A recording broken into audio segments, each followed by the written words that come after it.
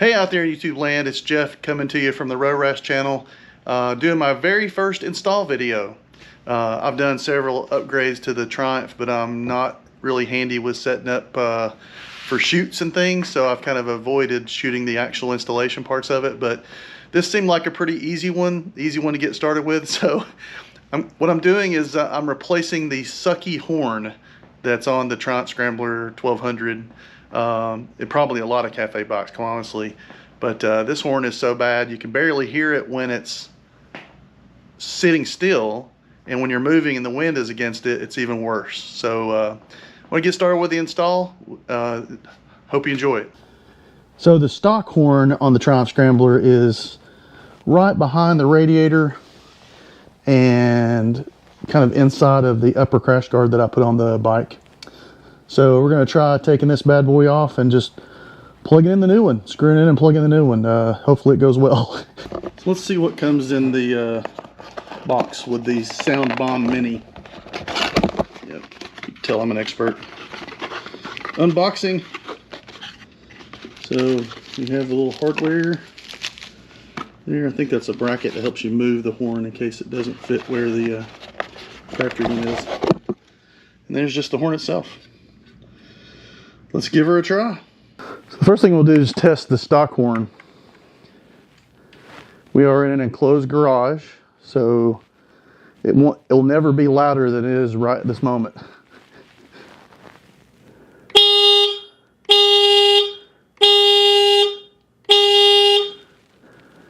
So the first thing we'll do is take off the stock horn, which is pretty simple. It's held on by a 110mm bolt. So we'll pop that off and disconnect the wires.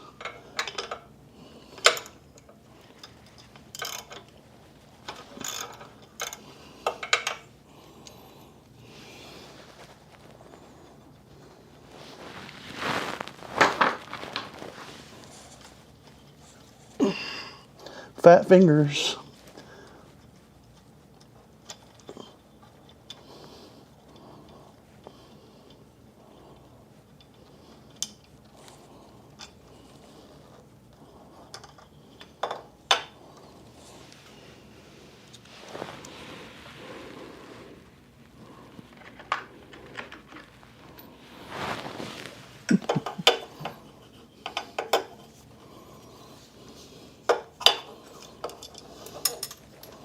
Oh, the washer on that side fell out.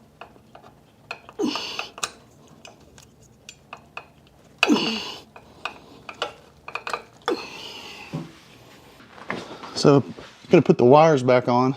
The horn is supposed to be placed facing downwards, so the sound bottoms out. So I'm going to start by putting the wires back on in about the same position they were on the stock horn.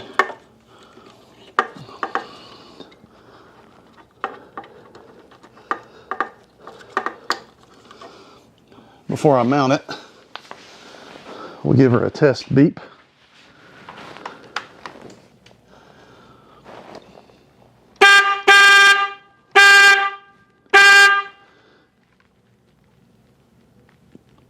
So there we have it.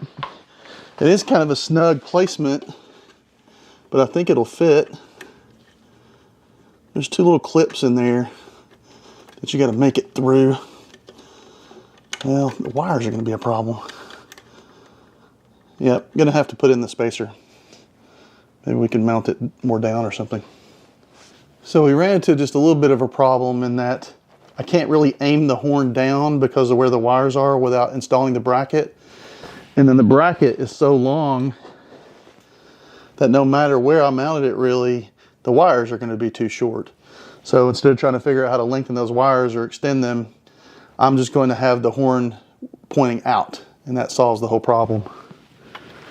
So let's give that a try. Puts the wires kind of below the mounting bracket, keeping those pins in there. And then that lets you slide it on there so we can put the nut back on. The funny thing, it comes with a mounting bracket and all that, but it doesn't come with another screw. So if you had to mount it, you would have to come up with another bolt to make it work. So let's just get this thing started here and we'll tighten her up with a ratchet. Well, I'm not sure if theirs will work. Straight around there.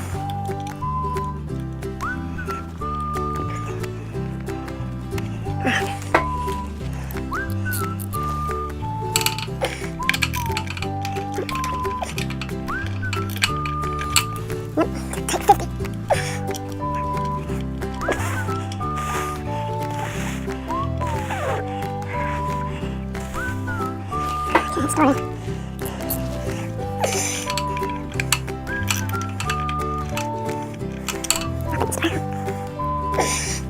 Barely through.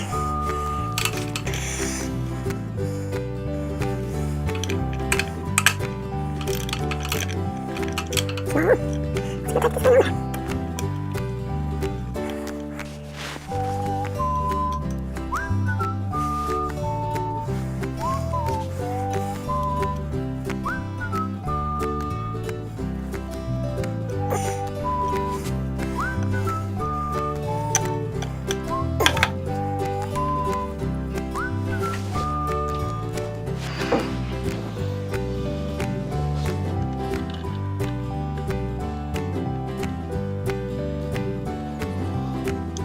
Pull through? I don't know.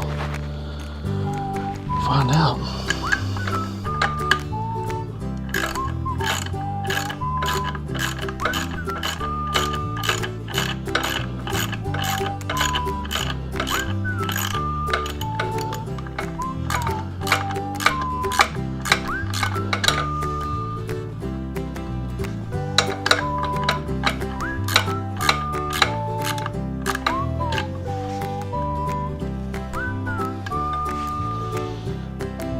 That's a little iffy, isn't it?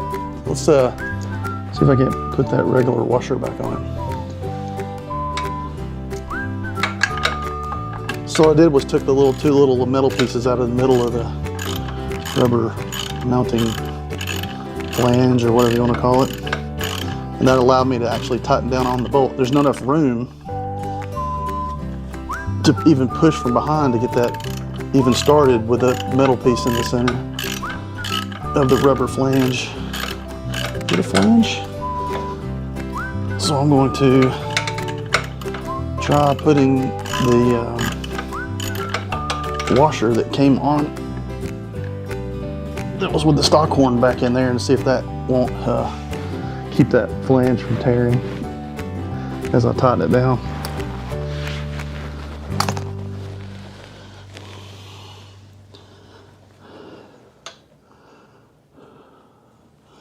It's not much bigger than the flange itself, so I'm not sure that would all help all that much. My concern is that it will tear that rubber flange and the horn will come loose and sit on the header and it'll be toast for sure. Well, that's probably going to work. It's got a bite anyway.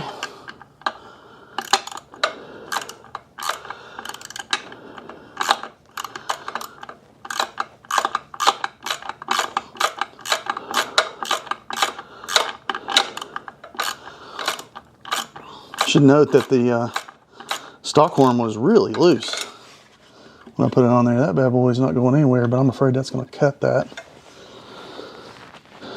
I don't think the washer I've got in there is bigger than the hole, so it shouldn't go through it. It's squished, but it works. One more test.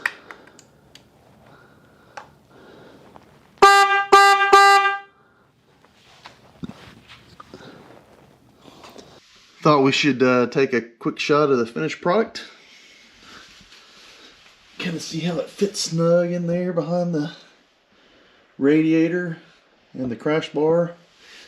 It is a little close to the header, but so is the stock horn, so I'm hoping that plastic doesn't suffer. I think it's fine as long as it doesn't end up touching it. It's kind of a head-on shot. You can see I need to do a little cleaning. It's not too bad. Doesn't really stand out all that much. Nice job, Denali. It's like it was made to go there. So successfully installed, and I'll add a clip here on the road and see what it sounds like from my helmet. But I would say the install rating out of 10 is probably a 3 or 4. Only problem I had was, and then the concern I have is I have a smaller washer now, and it looks like that it's really pushing tight on that flange, but the horn is mounted a lot sturdier than the stock one was. So it's obviously a little bit louder, so hopefully it's worth it. I think I paid 50, 60 bucks for the Soundbob Mini, something like that. So we'll see if it works out. So I'm out on my road test for the new horn. Let's see what it sounds like.